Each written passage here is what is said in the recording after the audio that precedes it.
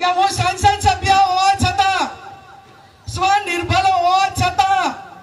આ વેદનાઓ મારે સહન કરવી પડતી હોય તો સમાજની લાખો મહિલાઓ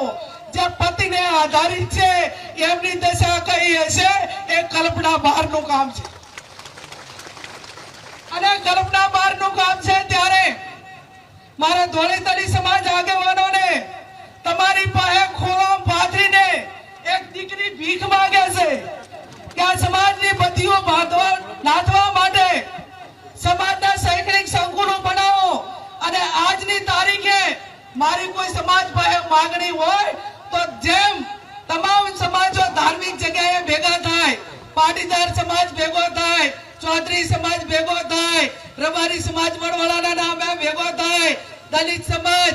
બાબા સાહેબ આંબેડકરના નામે ભેગો થાય, ક્ષત્રિય સમાજ મહારાણા પ્રતાપના નામે ભેગો થાય,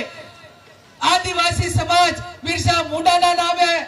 ભેગો થાય તો મારો ઠાકોર સમાજ એ ઉત્તર ગુજરાતમાં સદારામ બાપુના નામે ભેગો થાય ને એવું સદારામ ધામ બનાવવા માટેની આપ સૌને હું બે હાથ જોડીને વિનંતી કરું.